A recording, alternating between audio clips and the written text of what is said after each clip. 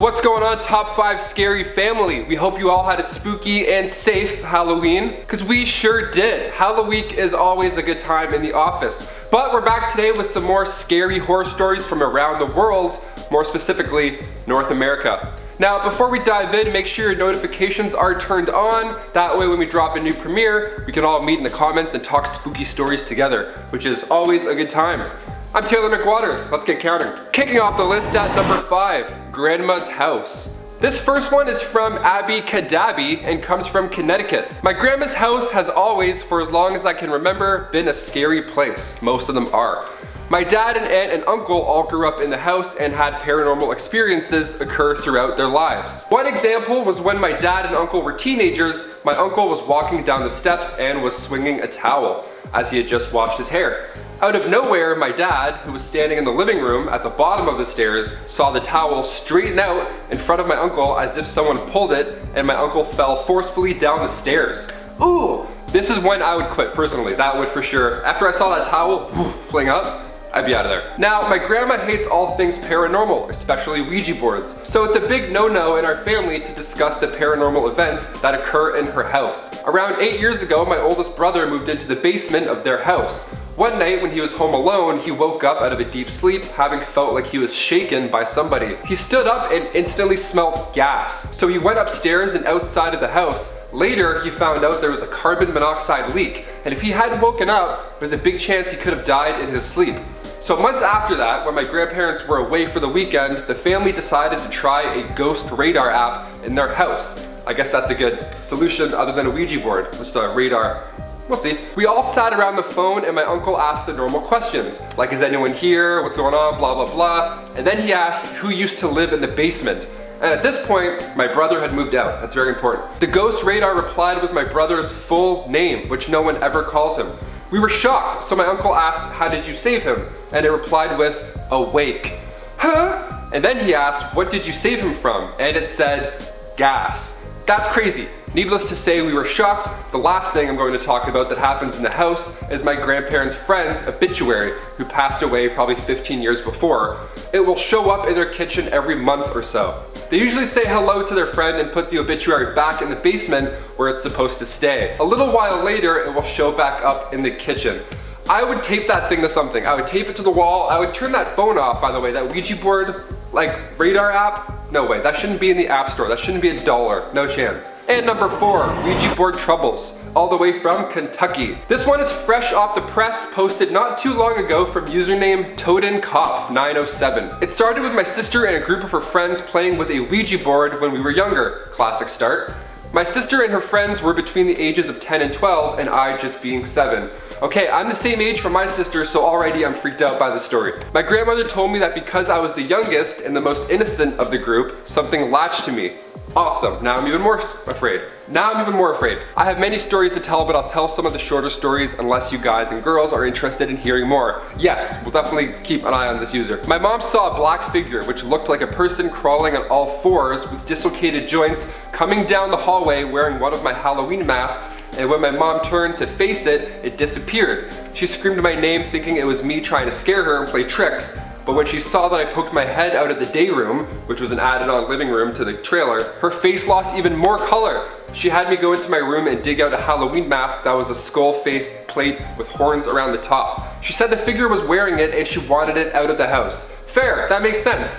On 3 separate occasions, my grandmother had woken up to a little boy wearing an early 19th century sailor suit, and when she looked closer at him, she could see that his skin was pale and it was dark blue/black around his eyes and lips.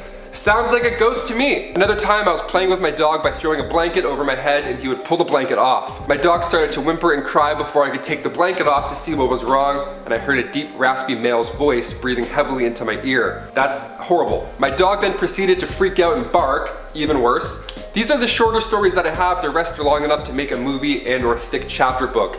Make the book, man, or make the movie. I'll buy it. Audiobook, movie, short story, campfire stories. I'll listen to anything. I'm in. This sounds like a haunted house movie in the making. Let's go. Number 3, La Irona. Remember the 2019 flick, The Curse of La Irona? Sorry if I'm saying it wrong or kind of weird. But after this story, you might want to watch it again. This one comes to us from DJ Underdog 85. Cool name. This happened to me when I was about 11 years old. It was the 90s. I've lived my whole life in El Paso, Texas. The culture is rich in folklore and religious beliefs. Many Hispanic families have stories of the paranormal. One popular legend is the legend of the Weeping Woman, aka La Irona, Spanish for the Weeping Woman. Okay, so the tall, thin spirit is said to be blessed with natural beauty and long flowing black hair. Nice. Wearing a white gown, she roams the rivers and creeks, wailing into the night and searching for children to drag, screaming to a watery grave. No one really knows where the Weeping Woman's story begins or where it came from, though the tales vary from source to source. The one common theme is that she is the spirit of a doomed mother who drowned her children and now spends eternity searching for them in rivers and lakes. No one really knows where the Weeping Woman's story begins or where it came from, though the tales vary from source to source. Now, the one common theme is that she is the spirit of a doomed mother who drowned her children and now spends eternity searching for them in rivers and lakes. Spooky. So one night, just like any other night, I lived in a trailer with my mom and dad. My youngest brother was staying with my aunt this night. So I fell asleep watching Jay Leno as usual, and when I woke up, I was on the sofa in my living room. The time was 4 a.m. exactly, which illuminated from the stove in the kitchen. The TV was off, and normally I had a light on, but this time it was pitch black. So I woke up and heard a horrible screaming that was coming from far in the distance. The screaming was coming from a ditch that was a few feet away from my home, so I heard it and thought I was hearing things. So I asked myself, am I dreaming? And then I started to hear the animals outside howling and whimpering, cats and dogs. The screaming was something I've never experienced ever before. It sounded like I was in a big hallway and a woman was screaming her guts out down that hallway. It echoed. And then in all the screaming, I started to make out words. The woman said, "Oh my children." So in a huge panic, I quickly got up from the sofa and ran to the kitchen, which was right next to where I was asleep. I turned the closest light on and looked around. The screaming didn't stop. In fact, the screaming only got louder and closer.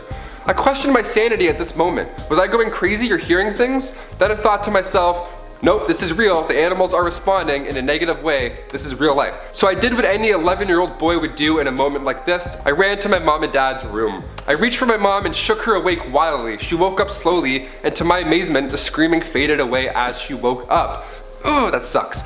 I thought to myself, what the heck is going on? So I told my mother, do you hear that screaming and crying lady? My mom was half asleep and she said, go back to sleep, it's most likely just your imagination. And I said, no, this is real, please just listen with your ears. You hear that? My mom quickly just said, you're dreaming, go back to sleep, it's gonna be okay.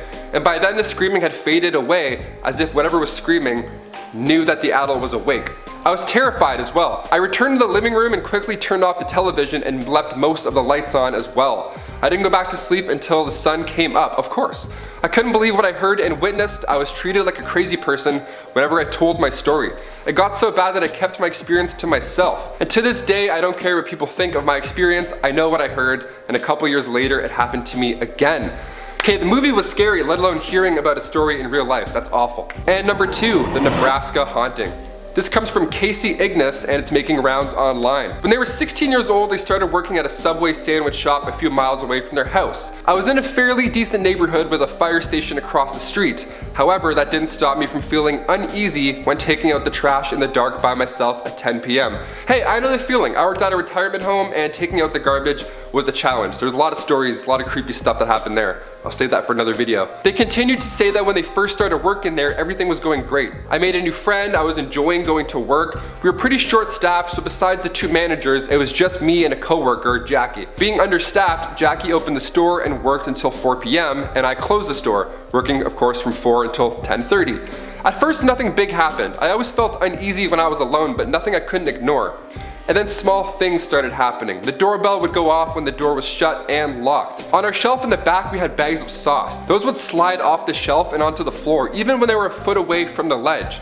Things would randomly go missing. There was a door in the back that led outside where you could go and take a smoke break, and there would always be something or someone knocking on it. I would see small shadows out of the corner of my eyes all the time, especially at night around 9:30. And one night, my friend came to visit me at work, as they should. If I had a friend that worked at Subway, I would be there 4 times a week. We were standing there talking when all of a sudden she froze up and goes, "Do you hear that?" And right as I was about to tell her I didn't hear anything, this big gust of freezing air goes right in between us and we hear a growl come from the back. She got scared and left, but I had to stay an extra hour still with my shift. No way! She's like, I'm out of here. Good luck with your closing. Have fun with the Italian herbs and cheeses and ghosts. I'm out of here. See ya. So I was already freaked out, so I called the general manager's son and begged him to come close for me.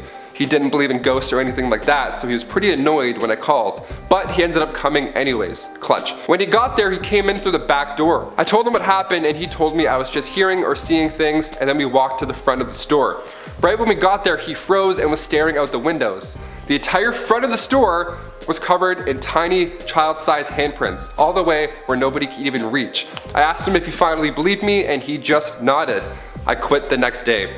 Yeah, I don't think that's a 2-week notice type of thing. I think you see the handprints and then you just grab your green apron and toss it, and then you never look back. So I'm so sorry, Casey. And before we get to number 1, guys, if you like what you see or hear so far, toss us a like down in the corner because it really goes a long way. Let's get down to number 1. Number 1, Folsom Prison Booze. This one's awesome and it comes to us from user Aberdo, posted about 8 months ago. I used to work in the prison that held Florida's death row at one point in my career, before transferring to a prison that was much closer to home. Due to the fact that I'm a female, they really didn't want me on the row unless it was for training. So during my training, I was given a tour of the row and the death chamber. That's a fun little tour. Our death chamber is comprised of 2 rooms. One holds our gurney for lethal injection and one holds our electric chair. I wasn't technically working on the row, but we did have an inmate who was on death watch, and there needed to be an officer in there with them 24/7. Death watch is where the inmate moved to the final holding cell until the execution, where they received their last meal and everything like that.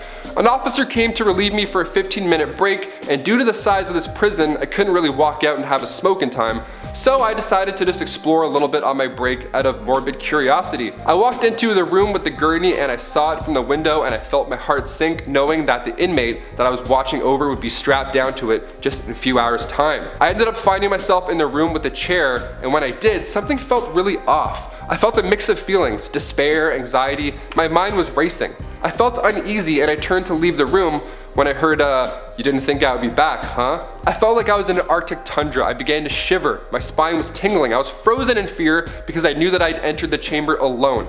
I forced myself to turn back and I had my pepper spray in hand just in case I ran into an inmate that somehow escaped from the row. I did run into an inmate, but definitely not one that I was expecting to. I was staring dead into the face of Ted Bundy sitting in the chair that he died in. I couldn't move, I couldn't speak, my heart was racing and I felt like I was gonna faint.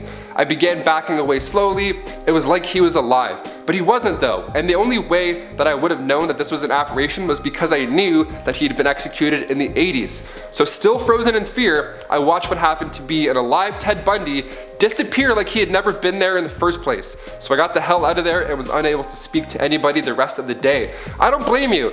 I would sprint out of there. Also, of all the famous ghosts to see, Ted Bundy, really? Damn. What a bad gamble. Well guys, there you have it. Which of these scary stories stuck with you the most? Let us know in the comments down below any paranormal activity that you've experienced, because we love sitting and reading through them. Maybe if we do a sneaky part 2, we'll feature one of yours. I don't know. I'm Taylor McWatters. Thanks for watching, guys. See ya.